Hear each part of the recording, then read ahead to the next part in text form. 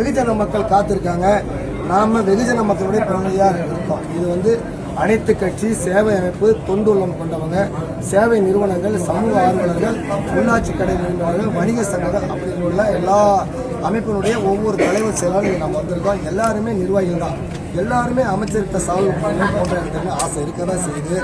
நாம் இன்னொரு நாளைக்கு ஓய்வில் நாம் ஒரு மண்டபத்தில் வச்சு கூட ஐயாவை கூப்பிட்டு வச்சு செஞ்சுக்கலாம். இப்போ ராசிபுரத்தினுடைய முதற்கட்டான பிரச்சனையை நம்ம ஐயாட்ட கொடுக்குறோம்.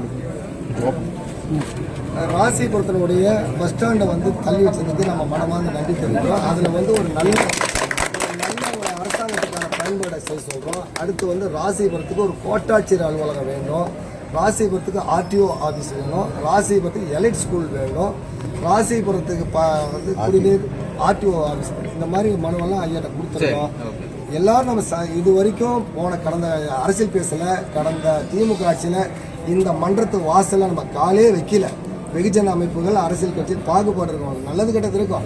ஆனால் இந்த மன்றத்துக்கு வராமே ஒரு நிர்வாகம் நடந்துச்சு. இன்னைக்கு தான் இந்த சட்டமன்ற அலுவலகத்தில் மக்கள் உள்ளே போக முடியாத அளவுக்கு திரட்சியாக நிற்கிறாங்க. இதுதான் ஜனநாயகத்துடைய வெற்றியாக நான் பார்க்குறோம். இது அரசியலே கிடையாது. ஒரு ஜனநாயகத்துடைய பிரதிநிதியாக, முதல்வருடைய பிரதிநிதியாக இவர் நம்மகிட்ட இருக்குது. மாண்புமிகு அமைச்சர் இருக்கிறது. கட்சி கடந்து கட்சி நாம தேர்தலில் எதிர்த்து கூட இருந்திருக்கோம். பல கட்சிகள் நம்ம வந்து புறன்பட்டுருக்கோம். அதெல்லாம் மறந்துடுவோம். அதெல்லாம் மறந்துட்டு மாண்புமிகு அமைச்சர் அவர்கள் சிறப்பாக செயல்படுவதற்கு நம்ம எல்லாம் துணையாக நிற்போம். வாரம் வாய்ப்பு இருக்கும்போது சந்திப்போம். ஒரு நல்ல நாள் கொடுத்தாருன்னா ஒரு மண்டபத்தில் வச்சு கூட ஒரு மணி நேரம் நம்ம பயன்படுத்திக்கலாங்கிறது எங்களுக்கு தாழ்மையான வேண்டுகோள்.